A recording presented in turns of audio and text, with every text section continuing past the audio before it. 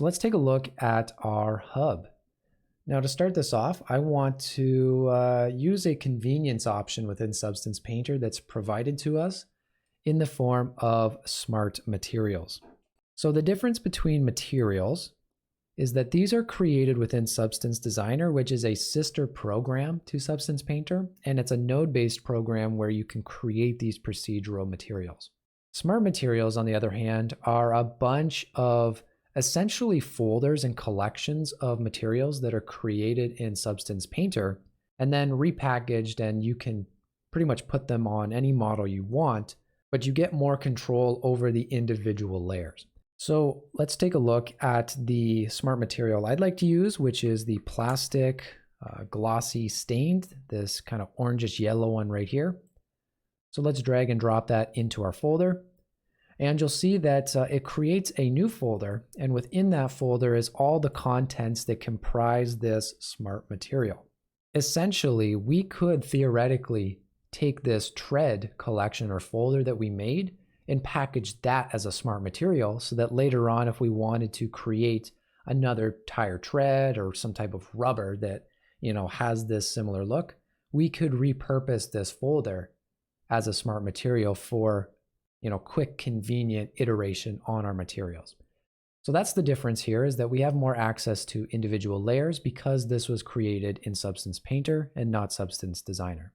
So again, looking at this, we're going to want to create a black mask for our pieces here so that we can keep them separate. And I'm going to make sure that we have the polygon fill selected, and we're going to want to do the mesh here. So let's select our hub, and that's going to look pretty good for us. Now where I want to go from here is I want to create kind of like an edge wear mask for a just pure metal material. And that's going to give us that kind of scratchy surface information that we can use. And like this is kind of existing in the real world and getting some type of surface imperfections on top of it. So I'm going to come back into our materials here. And let's just use an aluminum pure base material. So I'll drag and drop that in over top. And we can see that's just a very, kind of like glossy material surface. And we're going to want to mask it off just to kind of isolate it around some of the edges and add some kind of procedural scratchiness to it. So how we can do that is, like we used a smart material, I'd like to use a smart mask. And we've already seen smart masks before, but this is going to really allow us to quickly start creating some very convincing masks. So like I said, it's going to be some edge wear for this metal. So I'm going to look down in the ease section for the edges, and I'm going to use this edges scratched. I feel like this is kind of the general look and vibe that I want to get for the scratchiness. So let's click and drag that on there, and I'll just click on that so we can kind of see. So that's overall kind of the general vibe I want, but it's a little bit too intense. So with the metal edge wear, let's go and bring our wear level down to something like 0.55. That's a little bit better. And I think I might bring the contrast up to something like 0.2. So it's just very, very, soft kind of surface imperfections. We haven't really scratched through to the bare metal yet. Like, if you really increase this, you can start to see some of that bare metal. But we're just hinting at the idea that there are some imperfections here. Now you'll notice that, again, we're getting some seam issues here. So we're going to want to probably kind of just manually start to paint some of this out. We do have this triplanar option in the actual generator itself, but if we turn this on, you can see it doesn't really have super desirable effects. So unfortunately, this is something we're going to just manually paint out. But again, this is the balancing act of manual and procedural. So let's right click on this mask and add a paint level. And this is going to allow us to just start to paint on top of this mask. Now that's pretty intense. It's not really what we want. I also would like to come up to brushes and maybe select something like, let's see, what do we have here? Maybe something like artistic brushing, something that's just kind of scratchy and not just a solid brush. So that now if I start to paint this on, we're going to get some of that, nice kind of scuffed look for our texture. And I'll come into our painting brush parameters. And this is going to be kind of a balancing act between the hardness and the grayscale value. So you can see if I bring this down to 0, I can start to paint away some of that scratchiness. And if I bring this to 1 or a white value, we start to paint it on. Now, if I really increase the hardness, you can see that we're getting very sharp kind of brush strokes versus something that's a little bit softer. It's actually not even really strong enough to kind of penetrate the layer there, but this is a little bit softer, you can see. So I'm going to just quickly start to paint in some brush strokes to kind of keep this seam line here from being too noticeable.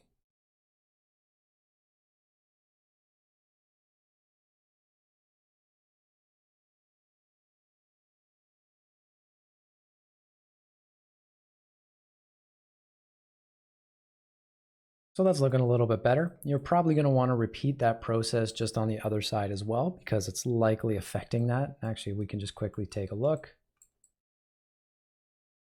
And actually, no, it doesn't look too bad over here. But again, your mileage may vary. So take a look on your model and just see if you're getting some of those seam issues.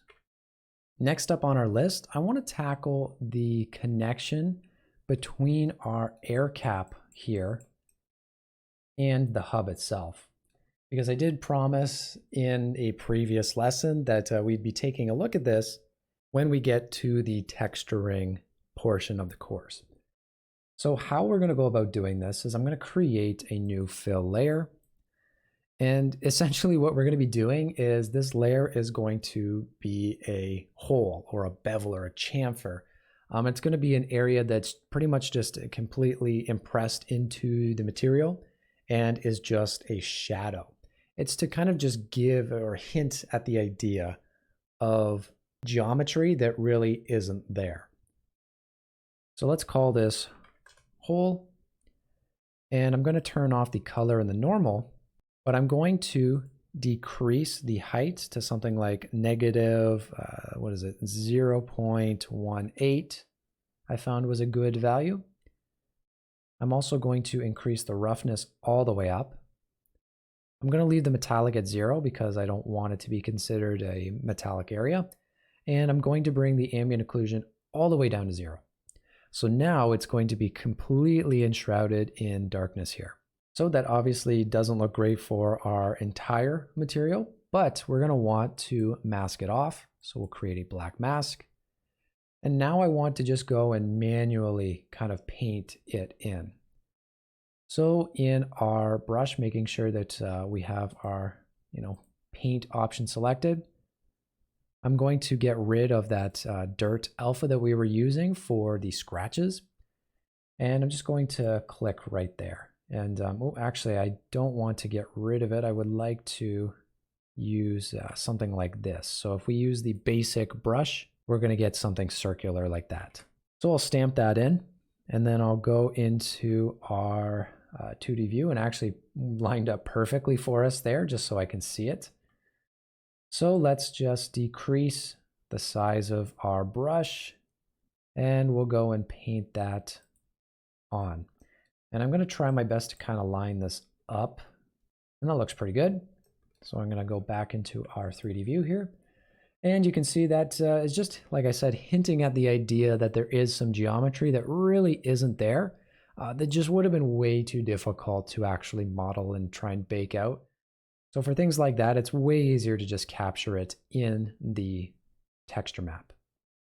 And now to finish off our hub, I want to add a little bit more kind of like roughness, glossiness information to kind of add some, variation to it. Right now, if we take a look at our roughness, it's pretty bland. It's just kind of one solid, roughness value in a lot of these flat faces. So let's go ahead and tweak that.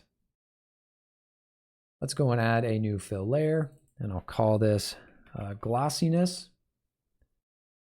And we're just going to want to affect the roughness channel. And let's make it something glossy like 0.1. Right, so that's going to be kind of shiny. So like we've been doing, let's add a black mask. And I'm going to use a fill texture for this. And in our grayscale, let's go ahead and look for B and W. And I want to use this B and W spots too. This is a nice kind of grungy texture. Come on, load for me here. Don't make me look like a fool in front of these people. There we go. So it's a nice kind of like dirty, grungy texture. So if we go and add that, and I go back to our roughness here, we can see what this is, really contributing for us. And if I bring our camera around, or I should say our lights, not our camera, we can see that we're getting some kind of nice grunginess and just dirtiness, right? This is a tire. It's going to get dirty. It's going to be out in the world, exposed to all the elements. So that's looking pretty cool. And that's really going to be it for our hub here. So let's tackle our air cap last but not least. So if we zoom in all the way down here back to our air cap, I'm going to create another base layer like we did for the tread, just so that it has some information to add upon as we get layering our textures here. And let's just make sure that we have only the air cap selected. So like we've seen, just go and add our mask there. Now, because this wasn't a different color, we didn't actually see anything update, but we can see that the mask has actually selected that mesh. So I'm going to just quickly drag in a color from off screen here, a nice magical, dark gray value basically. And I'm going to leave the rest of these at their default values. Now what I want to do is start to add some height information or normal information to the cap here to give it some ridges like you would find on a regular cap, right? To kind of help people grab it and be able to twist off the cap. So we're going to create another fill layer, and we can call this one ridges. And this is purely going to be on the height channel. So let's go and just isolate the height channel. And I'm going to bring this up to maybe something like 0.12, something like that. I don't know. We're going to kind of eyeball it, but that's the nice benefit of working with these fill layers is once we get the mask in and get it, affecting our channels, we can go and tweak these sliders to, our heart's content. So how are we going to create that, ridged component for the height, right? Well, we've got our height already set up. So let's go and start masking off these areas. And I'll go back to paint so we're not getting all those wireframes. And we're going to use a very simple fill procedural material. So let's right click on our mask and add a fill. So we're just going to be using a very simple texture like I had mentioned. And let's type in gradient linear. And if we hover over this middle one, it's going to be gradient linear 2. Hopefully the texture loads so we can start to see it a little bit better. But what's going to, be useful about this texture is that it gives us that kind of ridge, and then we can start to tile that and fit it to this particular UV shell. So I'm going to select that, and we'll notice that nothing has really changed. So if I go into our split view and I go and find our little air cap over here, I believe it's going to be this one right here. So in its default state, this grayscale gradient linear texture is not going to be super useful to us. So we're going to need to tile it up a little bit. So you can see some things starting to change there, but it's not going to be tiled enough. So we're going to have to go and play around with some of the UV transformations as well. If I increase this to a value of like 20, now all of a sudden you're able to see what's going on as it's just overlaying this procedural texture over top of our UVs here, and it's just going to stamp it down. And now because of the height that we have here, I can really change the intensity and even invert it if I want to. Now, an inverted, ridge like this is just going to be another ridge, but depending on the pattern that you input for your mask here, you can get some pretty cool and different effects. So I'm going to do maybe, what does 18 look like? Again, we want to see this from a distance. What does even 15 look like here? I think I'll go up to something like 18. I think that made a lot of sense.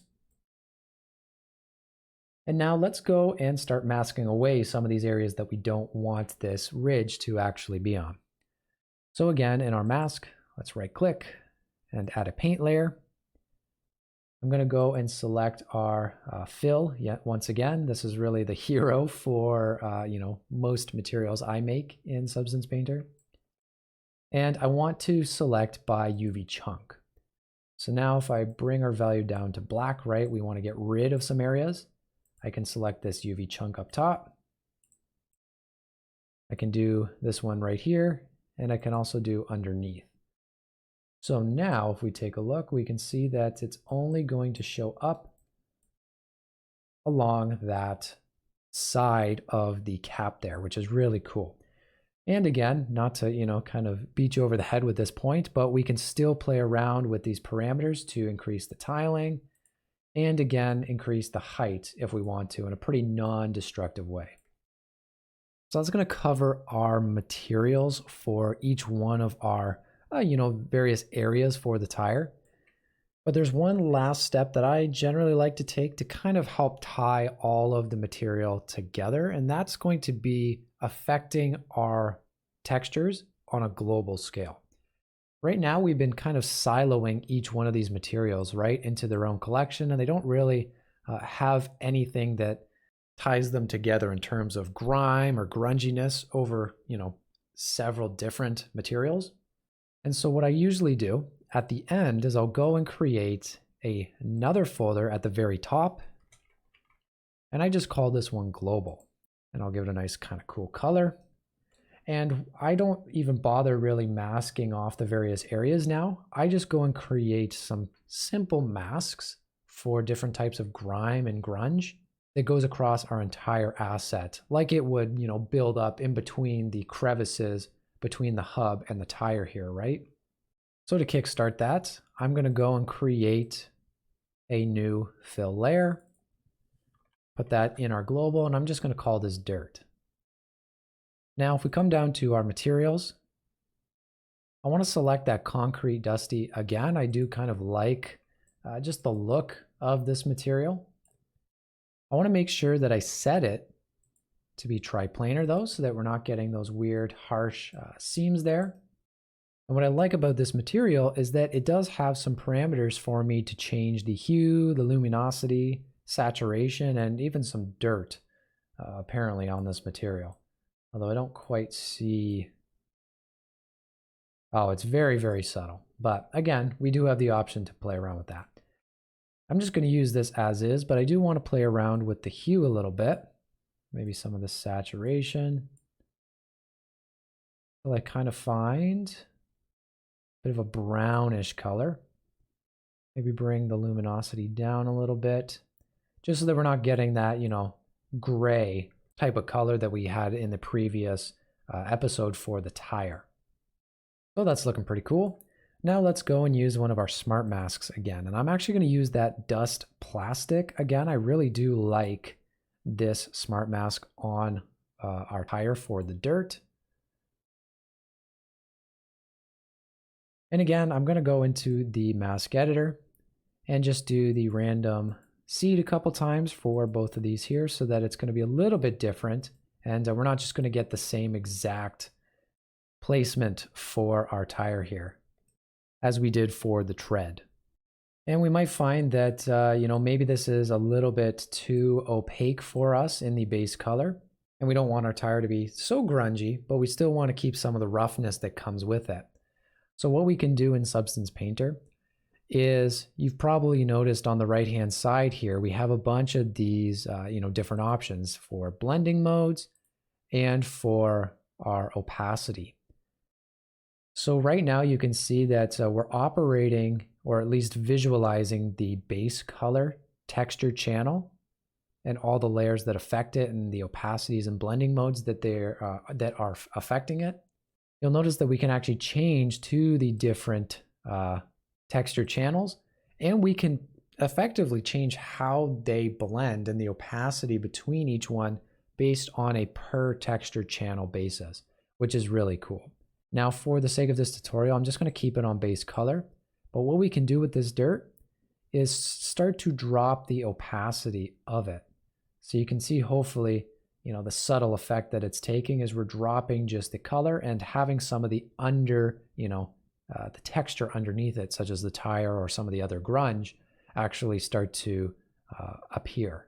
I'll maybe bring that down to something like 80, and you can actually also type in this here, something like 80. And now I do want to duplicate this layer because I do want to add a little bit more grunge in some of the crevices and the cracks here. We can see, especially on our tread, it looks nice where, it would kind of come into contact with the pavement, but it looks almost factory new inside of, in between the patterns here. So let's just call this something like dust, give it a different name, something that, kind of fits what you think you're going to be creating. And we can get rid of that mask, because in our smart masks, what I'd like to add is this dust cavities. So now we can drag and drop that in, and you can see that we're going to start to fill some of those areas with some of that gunky concrete texture.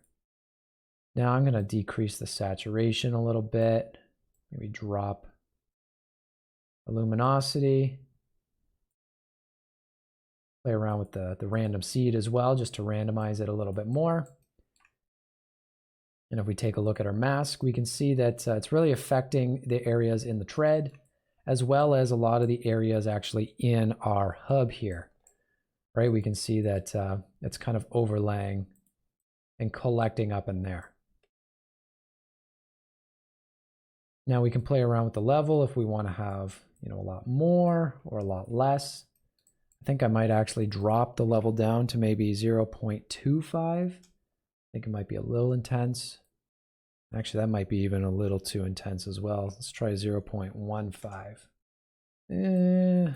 Maybe go back to 0.25. I think that looks okay. So this little slider here is the opacity for this channel. And particularly, it's the opacity for this, this layer in the base color. So if I go and decrease this to something like 65, you can see that that's decreased the opacity for the base color. If we go and take a look at our base color here, but it hasn't affected anything in our height, our roughness, the normal, any of that information. And the way that we go about actually changing blending modes or opacities for specific layers across different channels, such as our color, height, roughness, so on and so forth, we have to come up to this little drop down here. Now, I'm not really going to cover this in too much detail, but I did just want to draw your attention to the fact that lowering the opacity on a layer in one channel, right now we're looking at the base color, does not affect it in any of the other channels. So if I wanted to, let's just come into our roughness here, decrease the opacity on the roughness as well, I'd actually have to come up here and change this to our roughness, and then come and change the opacity of this. And you can see now I'm actually targeting the roughness for this. But I'm just going to leave this on 100% and bring this back to base color. So that's looking pretty good. I'm pretty satisfied with where we've gotten in this lesson. And overall, I'm pretty happy with the texturing that we've done. But that's going to be our time for the texturing in Substance Painter. In the next lesson, let's take a look at how we can actually get this out of Substance Painter and into something else.